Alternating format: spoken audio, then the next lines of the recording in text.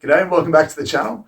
So in today's video, I want to show you how you can improve your golf swing in less than 30 seconds by focusing on a few basic thoracic mobility exercises. Now this is a really exciting concept because for as long as there have been golf swings, there's been a focus on professional advice and practice. And the idea with those basically are, and they're very strong ideas, they're very important ideas, that obviously you need to know how to swing a golf club correctly, but you also need to make sure that you practice those good habits so that you can execute those skills effectively over time.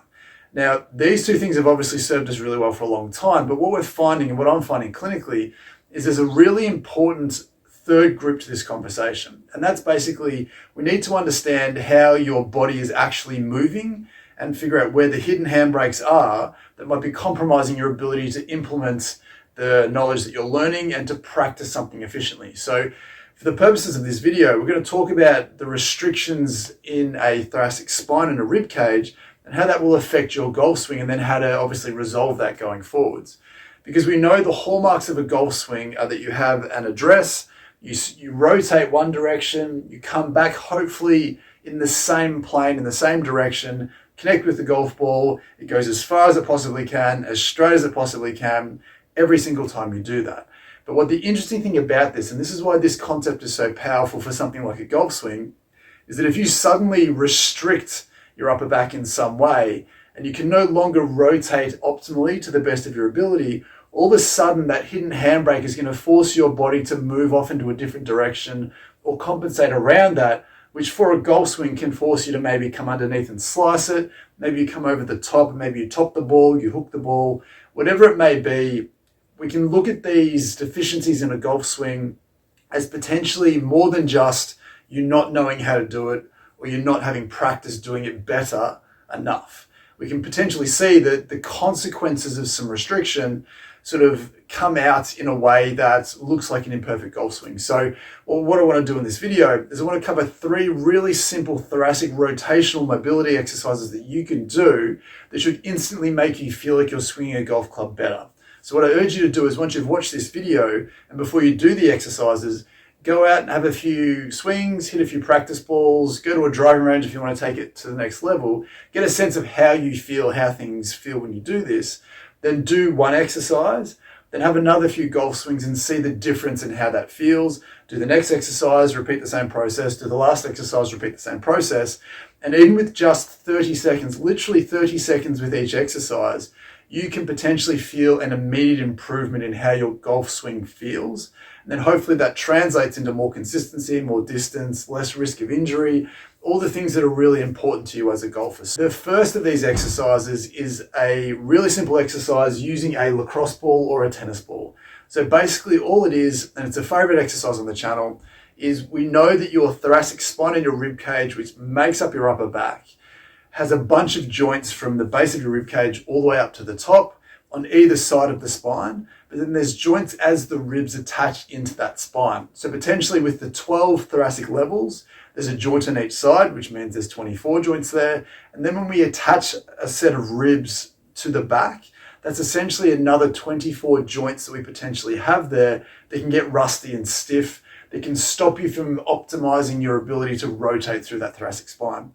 So with this ball, basically what we're going to do is we're going to take the ball, we're going to start about shoulder blade level. So if you can place the ball in the middle of your spine where the bump is, we're just going to drop straight off to the side a little bit. So we're not going to go all the way out to where the ribs are. We're going to start in the middle where the bumps are, literally roll off to where the fleshy bit is. We feel those muscles down the side. And all we're going to do, as we always do with this exercise, is we're just going to gently lie on top of the ball. So this is an amazing way to specifically target any and all joint stiffness that you may have in this area. So we're going to start on the spinal joints. So again, where the bump is, we let it roll straight off to the side. I'm going to get you to move around until you feel a spot that feels a little bit stiff, tight, or tender. And if you're not sure how that feels, because there may not be pain here, is then if you move it across to the exact same spot on the other side, we want to compare the two sides. So the side that you need to be on is the side that doesn't feel like it sinks in as well, that doesn't feel as mobile. So it's going to feel more dense, it's going to feel thicker, it's going to feel tighter. It may feel tender, but it may not. But we want to look at those restricted features as the target. And again, you can use a tennis ball if this is tender. So what we want to get you to do basically is once you've found a spot, all we want you to do is stay here. We don't want you to roll around up and down on the ball. We want the ball to specifically press into a restricted area, which is where these joints are, to get those joints to move a little bit more freely. So when you're swinging a golf club, you can get that rotation as the joints slide across each other. So again, when we're in this spot, we want to stay on the spot, take a deep breath in, and then breathe out and let the ball sink in a little bit further. Now, the lower down we go, we just want you to stay on this particular spot. Let the ball press in for 30 seconds. As I said, you can do it for longer if you feel you need to. Then once you've done that, we can get you to move the ball up or down a little bit more, and then just segmentally work your way up as far or as low as you feel you need to, chasing the areas that feel most restricted for you. Now, once you know where the main areas of restrictions are, and for a lot of people, it's sort of the base of that rib cage to the base of that shoulder blade tends to be where there's a lot of rotational restriction in that thoracic spine. So just make sure that's there for you. If not, go as high as you feel you need to. Then what I want you to do is, once you've worked on the spinal joints, we just want you to let the ball drift out a little bit wider towards where the shoulder blade might be, so that you start to put a little bit of pressure through the ribs themselves. Now, what you'll find here is it might be a little bit more tender because there might be a little bit more muscular restriction in this area. But what I want you to do here is, now that we're on the rib cage, you really need to incorporate the breathing a little bit more in this particular position, because the ribs are going to move. We can shear free some of this stiffness. We can even get the arm up and over the top, depending on how high you are, to really free up some of this stiffness and shear free some of this restricted tissue. And then what you'll find, hopefully, is once you've worked your way up and down the spine, and generally for most people, it's going to be on one particular side. And then as you work out a little bit wider towards the rib cage, as soon as you start to clear up where those restrictions are, you should genuinely feel like those handbrakes now allow you to rotate through your trunk a lot better, which again makes it easier for you to leave the ball and come back on the same plane, so that you hit the ball more consistently and more accurately over time. So the first exercise is the thoracic ball mobility. It's an amazing way to specifically target joint stiffness. You will be able to capture and release some muscular tightness as well, because we're doing a pseudo trigger point to get through to the joints, but just be aware that's a joint specific exercise. Because from a muscular perspective, what I want to get you to do this time, and a soft tissue perspective, is we can do a more rotational exercise to free that up. So exercise number 2 is basically going to require you to pop down onto your hands and knees. And what I want to get you to do here is make sure that you're in a good position. So we don't want you sort of to dump forwards. We don't want you to round off at the top. Just make sure that you're as sort of out tall as you possibly can be. Drawing that belly in, what I'm going to get you to do with one arm is I'm going to get you to reach through, so for me, towards the camera here. And then what you can do is you can drop that shoulder down a little bit to really emphasize that rotation. You should be able to really feel a lot of rotation through this trunk and rib cage area. So again, stay nice and together. We're not going to try and sort of drop down at all. We literally want to try and bias that rotation. The bit of friction that you get by having your hand on the ground or your arm on the ground really allows you to twist that a little bit more through your trunk. And again, find the position that you feel most comfortable being in that hits some of that rotational restriction. And then when you're in this position, what I want to get you to do is I want to get you to tense up your rib cage. So you can push your arm back into the ground. Basically just try and squeeze your abs, squeeze your chest, squeeze your back muscles, tense everything up for about 5 to 10 seconds. And then when you relax, you might find that you can go a little bit further into the stretch. Then we want to repeat the same thing again. So breath in, tense everything up, hold everything for about 5 to 10 seconds. This maximal tensing is then followed by maximal relaxation, and is an amazing way to improve the rotation of your thoracic spine. Obviously, we then want to change sides, make sure that both sides are getting a bit of a workout. But then again, once you've done that, you should feel like there's more rotation through that trunk than what you had before. So again, that's going to take care of more of the soft tissue, some connective tissue in there as well, by trying to mobilize that tissue while you're moving. So getting your ball into the joints, freeing up some of the soft tissue. The third thing that we want to do is another rotational exercise. But what we actually want to do with this, and I should have tied this up beforehand, is essentially we want to make sure that we also add a little bit of strength to this exercise. So forgive me as I do this. Hopefully this holds. Now, One of the exercises that I really like for this is just a thoracic rotational exercise. Now, using a TheraBand, what you'll actually find here is you can look at this more as a traditional strengthening exercise. We're going to try and strengthen the rotational muscles of the trunk. But by doing that, by engaging those muscles and getting them to work from a good posture with rotation, we are actually going to get some mobility benefits as well. So again, if you swing a golf club before this, take note of how tight or stiff or smooth it feels. Do this exercise and then do it again. You'll hopefully feel a little bit fatigued afterwards, but you'll also feel a little bit smoother as well. So this exercise is fantastic. It's almost a 2-for-1 exercise.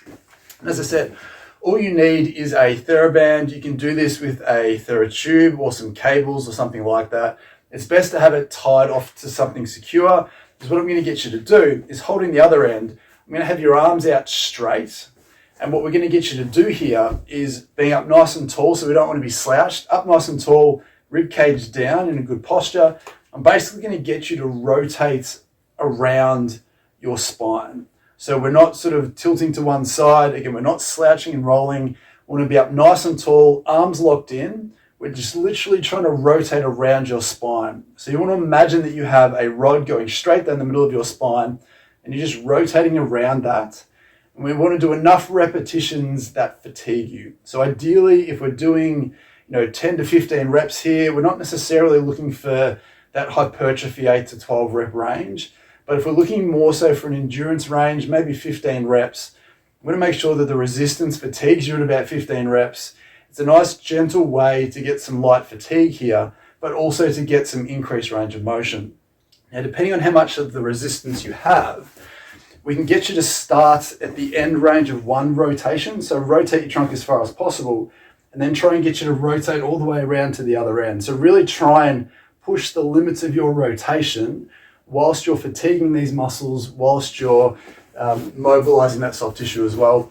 Obviously, we want to turn around and do it the other way as well. So those 3 exercises are brilliant exercises at mobilizing your ability to, or improving your ability to rotate through that thoracic spine, which is a crucial, one of, if not the most important pieces of a good golf swing. If you don't have that rotation through your trunk, it's very, very hard to consistently do the same thing over and over again without having to sort of work around that and change the angles that you're swinging the golf club. So let me know in the comments down below how you went. As I said, you can do each of those exercises for 30 seconds. If you've done them correctly, you deserve to feel like you are now instantly more mobile through that thoracic spine. And then when you put that into a golf swing, it should feel easier. It should feel like you're a better version of yourself than what you were before. And the exciting thing about this idea basically is that we don't know how good you can be swinging a golf club. So if you're someone who is a scratch golfer, or maybe just a weekend golfer, maybe you don't have a handicap, you just want to get better, the limiting factor for you may not be how many hours you practice or how much good information you can get from a private tutor or having golf lessons. The limiting factor for a lot of people is a physical limitation. It's that, or like a pseudo limitation where your joints are stiff or something's tight.